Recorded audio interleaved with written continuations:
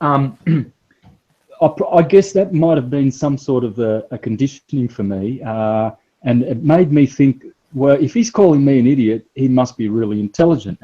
So, so growing up, and Mum would say, don't listen to him, he's just an idiot. Mum's hated Dad since he eloped with her when she was 16. I mean, he stole her. He eloped because she realised at 16 that he wasn't for her, but he eloped with her and virtually raped her.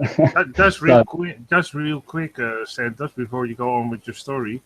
He probably was on a higher level, and even back then, when you were young, he felt that you were already on a way higher level than he was. And most of the time, if you interact with people that are on a lower level, they get upset because then they self feel stupid, even if you don't say anything at all. I have seen people do strange things only when I enter a room, because they react to it. They're shocked, and they don't know what to do. So basically, they try to ridicule you from the start. Yes, exactly. And what you just said is exactly how I see it, and how me and my mother, concluded that. And even now, my father, when I look at him, I realise his consciousness is so limited compared to my mother's anyway. But we realised, all of our children, we all realised that Dad really was just stupid, and he was calling others ignorant and dumb and all of these names because of his lack. And he could see, obviously, that I was way more intelligent than him, and it would just bother him, So I guess that has affected me, and it causes me to react when you can see a dunce take a run up from 100 miles away to come into your face to tell you, oh, you're wrong. And I've had this with all the positions I've taken. I've taken the astro-theological explanation of the Bible. The literalist church has condemned me to the devil. I took a position with sovereignty, and some of the free man on the land condemned me. I took a position toward vegetarianism and not murdering animals, and all the meat eaters would write essays about justifying how good it is to eat meat and how. And then the same thing with flat Earth, Then I got all the globies. And when you look at them, all of those groups, and you look at them, and they look like my father to me, calling me an idiot. And what can you do? What can you do? How can you? Yeah, sometimes you can even recognize those kind of persons at an instant, because I have interacted a lot with those people who try to, like you said, I was vegetarian. I'm a vegetarian for 43 years. My parents were already vegetarians, because my basically it comes down to. That we knew some people that worked in the pharmacy industry, and he told us stories, and we seen stories, and we seen also how they treat the animals and how they inject all kinds of chemicals in the animals to make them as fat as possible, and they put those so much antibiotica in the animals that nowadays most antibiotica they used for treating humans 10 years ago probably doesn't even work in this day anymore. So the antibiotica you get in a hospital is maybe 10 times stronger than it was in the 60s or 70s, because they put so much antibiotica in animals. And when I'm back in the 80s, when I was at school, I was one of the few that was a vegetarian. Most of the time I was the only one that was a vegetarian, and I was ridiculed by the teachers, I was ridiculed by the other children, by everybody for not eating meat. And they probably said to me thousands of times, well, if you don't eat meat, you're gonna die. Those kind of things. So I have learned in my life at a young age that people will ridicule everything they don't understand. Yeah, and most people don't realise that Santos is an activist and goes out regularly fighting for our rights. And maybe a lot of people don't know that. Yeah. This is the thing. This is the thing. I get bombarded daily from all of those groups. I get bombarded from people with health problems. Can you help me with my astrological chart? What salts do I need? What lifestyle health modalities can I implement? Then I get people. Just yesterday, I got a woman here from Australia who has the Australian Tax Office harassing her to lodge her tax return for 2015, which she doesn't want to do anymore, asking me, how do we deal with that? Every day I get inquiries about all the fields that I teach. So I'm dealing with people who are demanding that I clarify and explain how the flat earth works, demanding, health modalities. I'm dying. I need help because all of the areas that I stand for, vegetarianism, spirituality, meditation, moderation, all the things that I live and breathe and walk, I don't preach and don't talk and walk, they are on the high ground, because they are the better. It's the better way. Common sense tells you that. We know this. And also that we are not taught to certain things, like what food is good for us, what meditation is good for us. And because if you probably know this, if you meditate, you can hear all the frequencies of the plants, of the humans all around you. But most of the people don't know that you can meditate and feel those vibrations of everything around you. It's not taught at school. It's not taught at all. So people don't know how to, that there is such a thing. And it's also with food. Most people don't read the ingredients on packages, what is inside the package. And most of the people tell me, yeah, it's too hard. I have to read the whole box. I say, no. Basically, it comes down to, if you read the ingredient list on a product and it looks like a chemistry exam with all kinds of chemical names you don't understand, don't buy it. It's as simple as that. Here. True. Santos, can I just ask you something? Chris has been showing some stuff here. I just wondered, I know I'm changing the subject right now, but I just wondered if Chris would just explain a little bit about what he's showing you, because he's been showing it for the last, I don't know, Yeah, of course. Yes, please. I've been watching a lot of Chris and series lately, and I'm getting it. I think you guys are leading the way here for sure. You're leading the way. Oh, Santos, I love you. I sent you some stuff and you weren't sure about it, were you? And I'm so pleased. No, because they've been working so hard. Well, no, I have to clarify that, Karen. Some of the hangouts you've given me haven't been clear because of technical things, not because and audibility problems. I can't sometimes hear what they're trying to say. It's there's duplexing going on, and it's not. I mean, hangouts are probably the not the best way of doing this. Making a video probably be better. It's more concise, more direct. That's all I was saying. But not that what they're saying doesn't make sense. It absolutely makes sense, because you can't continue to explain the cosmos with Newtonian science. He was a materialist. He was only dealing with effects. Oh, the apple fell down, there's gravity. Well, what about the opposite of gravity, which is radiation, that takes a much longer cycle, which is invisible to you, i.e. the apple growing and going up back into the atmosphere after it degenerates. So, people are only looking at 1/3 or 1/10 or 1/1,000,000th of a cycle and measuring all the effects and making deductions from that. That's what Einstein has done. That's what Newton has done. Darwin.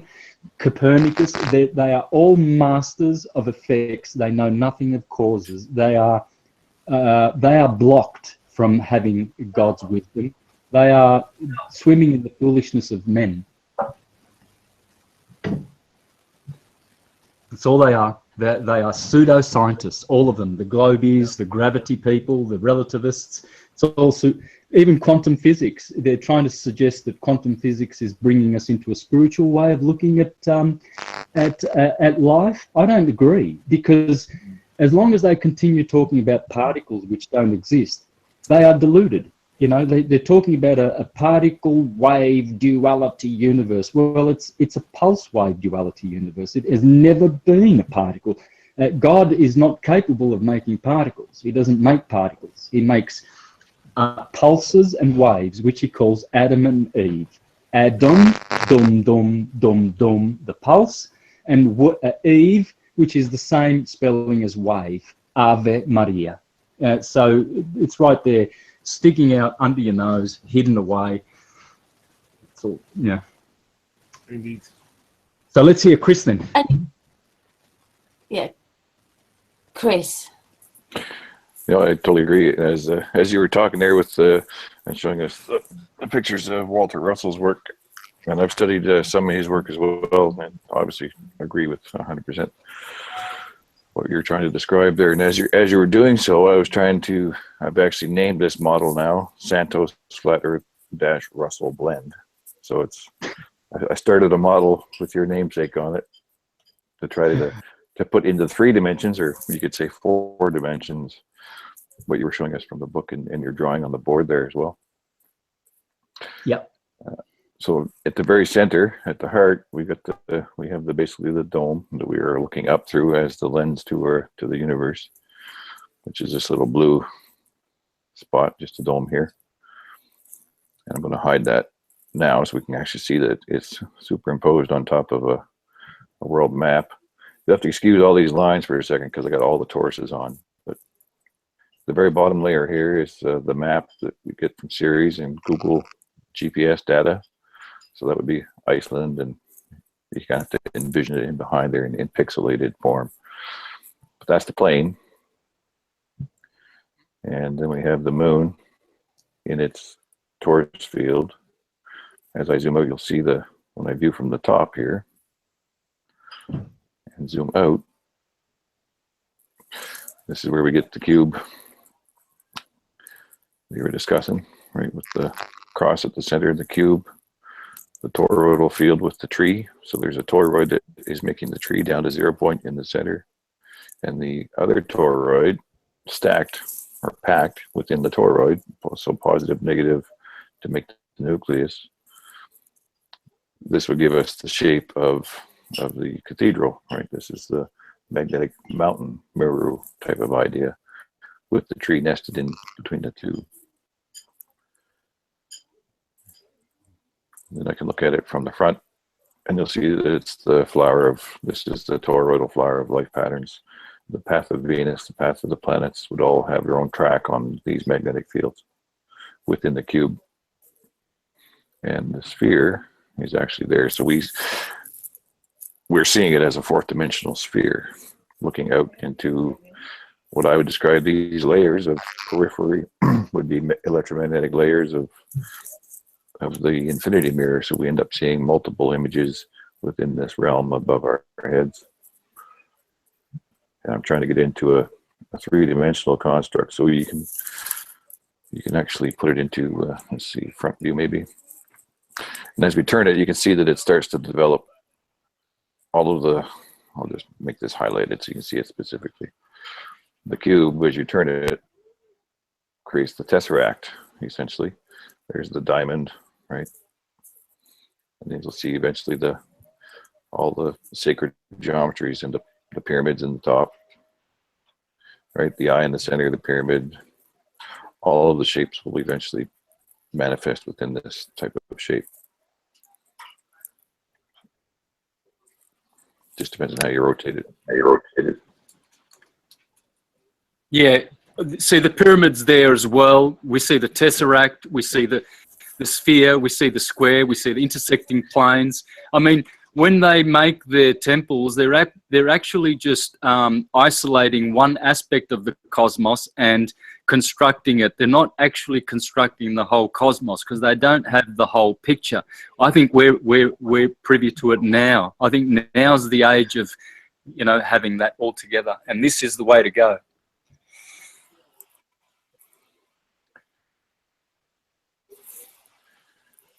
Yeah, so that's what I've been working on, just inspired by your lecture here tonight, and appreciate the input. And now we have I'll put a model here with your namesake on it, and we'll carry forward with that. And hopefully we can keep going back and forth and adding to it.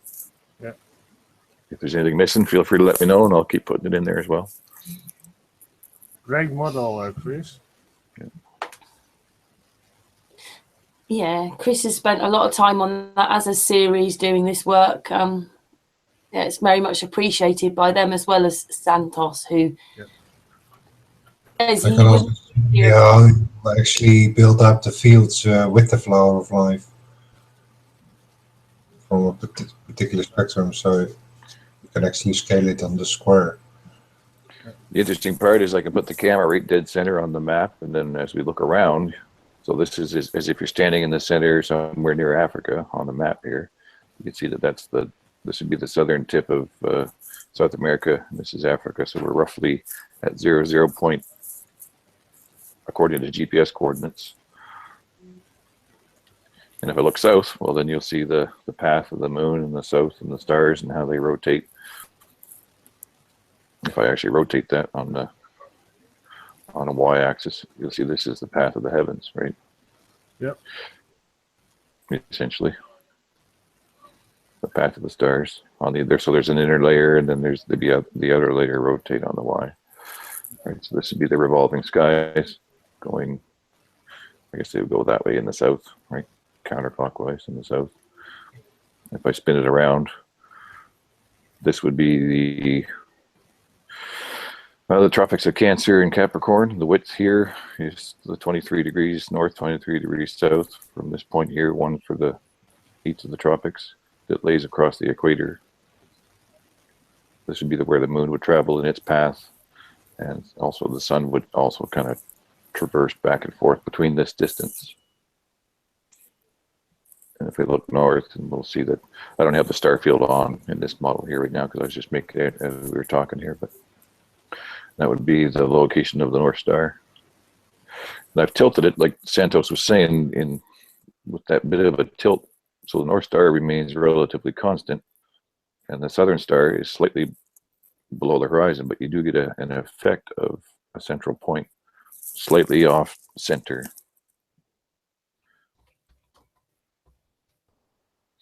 I can kind of zoom out here, get out of the camera view, but I'll do a side view just so you can see if there's anything that needs any correction or anything.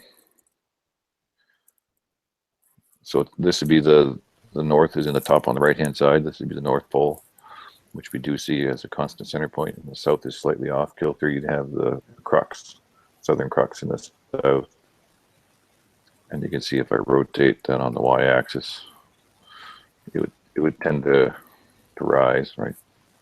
Well, just a thought, but in the Netherlands, way back when you had commercials, they also, between commercials, they showed you this kind of strange shapes.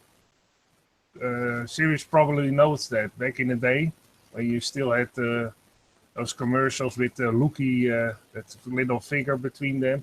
They also showed strange shapes with all kinds of rectangulars and all kinds of shapes rotating. And just a thought, this also looks like that a bit. Or maybe they were secretly telling between commercials what the Earth was looking like back in the 80s. Absolutely, yeah. Well, you need the electromagnetic fields in the toroidal field to create the pressure point in the center of the vortex, and that vortex is like the calm in the storm. Where we exist is like the center of a tornado that's so huge you can't fathom it, but it's actually the calm zone in the eye of the hurricane, right? Yep. everything is relatively calm. Outside of that would be, just chaos, and who knows. Yep. It's fascinating. It almost seems to me as if we are traveling through a tube of time type of idea, right? As if we're not actually, the Big Bang thing is completely bogus, but it's the reverse of that. It seems to me like we're in a tube of stationary time that is kind of slightly moving, and we're experiencing that realm. So it's definitely a fourth dimensional. Like I said, we're fourth dimensional beings observing a third, and what we see is our third dimension, and experiencing our fourth dimension is kind of buried inside of the fifth, right? It's outside of our comprehension, but it's like Santos said, we can see the effects of it and kind of observe it, but to pinpoint it, it's going to be a construct.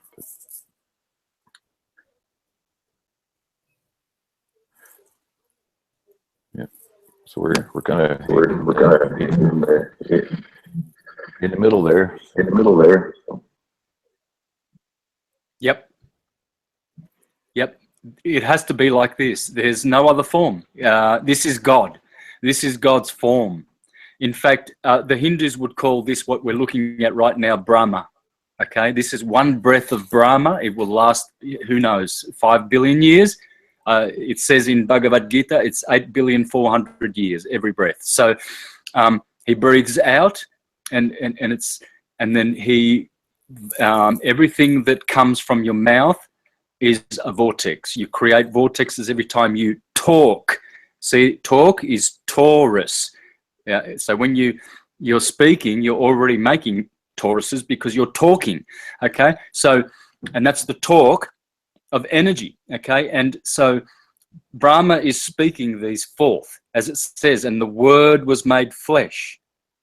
Sound, sonoluminescence, and this will exist in the temporal, so-called material phenomenal world for a short period of time. Then it will be dissolved, and then another world will be created, and we can participate in those worlds should we want to, or we can stay aloof from them and watch them being created, and exist outside of material existence, because that's our true nature. That's our transcendental nature. But this is the form. There can only be this. What you are doing here is the only way to go forward. There's no other way to describe atoms and cosmoses. This is it. Toruses nested in toruses.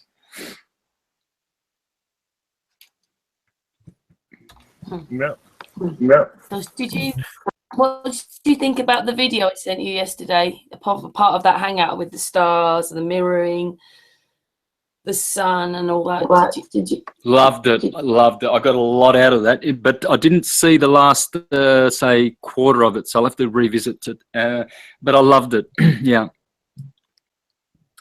Yeah. So, so what we need to understand, that convexity gives you, returns your image reversed, but not upside down. Whereas concavity, if you look at the spoon on the inside, a shiny spoon, why is your image upside down? And then you turn the spoon around and then it's flipped back up again. Okay, so even though it's given you reversed like in a mirror, it's still upright. So when we look up at the firmament, there obviously must be level and flat parts to it, but we've got to understand that there's convexity and concavity there somewhere, somehow, because we can see it. We can see the effects of certain things. For instance, rainbows. Why are they dome shaped? Why are they arching, and why are they projected out there? Just a projection that doesn't have any coordinates. And the video with the light that you guys made shows that it's personal. The image you see of the moon and the sun and all of these things, they come directly to you at a personalized modality, at a personalized dimension. And so someone standing next to you at the beach can't see the rainbow, or can't see the reflection of the sun coming straight to your feet. How does the sun, distinguish you and separate you from the rest? Well, that's your unique position. Everywhere you go, you are the center of the universe. Hence, when some of these church-going good people who are flat earthers are banging on that drum of saying that we are the center of the universe and everything like that, and we're special. True, it's true. But at the same time, God is not limited. There are many torus fields and many dimensions and many cosmoses out there. According to Bhagavad Gita, the material universe is 1/4 of the whole, and most of the universes out there and dimensions and places to live, they are all transcendental, 3/4 of creation. The material part's only 1/4. Hence, when Jesus said, "In my Father's house there are many mansions, and I will go there to prepare a place for you." So, we've got the whole universe. If we look at the whole universe, the multiverse as one universe, that's fine. Well, let's do it like that. But within that, there are many realms. This is not the only realm. They're trying to say that the Bible is teaching that this is the only realm. No, the Bible is just teaching how cosmology works. It's not saying there's only one. God is not limited to one.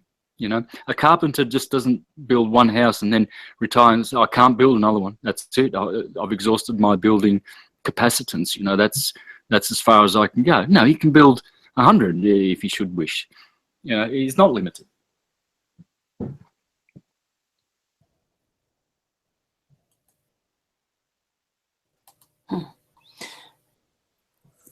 I know that your time's precious, I know, and everything, Santos, but there is something else I didn't send you, which I think you'd be really interested in. I know that Chris has been showing that model, but I hope you don't mind me saying this. Those are kings. The are kings. I think he'd really like to see that. Say again, Karen, you cut out just a little bit. Was that were you speaking to me, or? Yeah, Chris, all those arkings you found on the land. Show Santos the arkings that you found.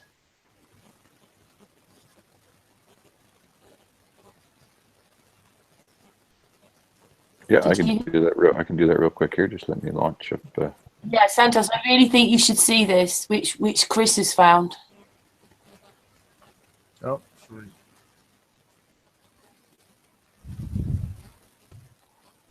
He's just getting it up. I just think you'll really like what he's found. Yeah, about it quite. Yeah, he's now searching for something. Can I test my Google Earth for a minute? See if it works.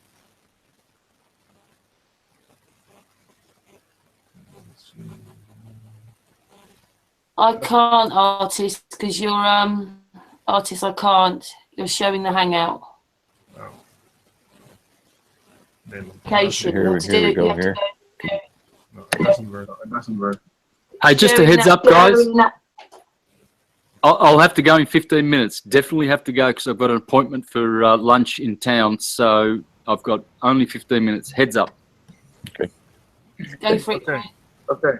All right, I'll make this quick and dirty for you, Santos, and it ties in with the history lesson you gave us today, which was phenomenal, by the way. It saved me a lot of time. I do have the Formenko's work, and I'm only on like volume 2 of 7 or something, so I appreciate that. When I go through it in detail, I'll be like, yes, exactly.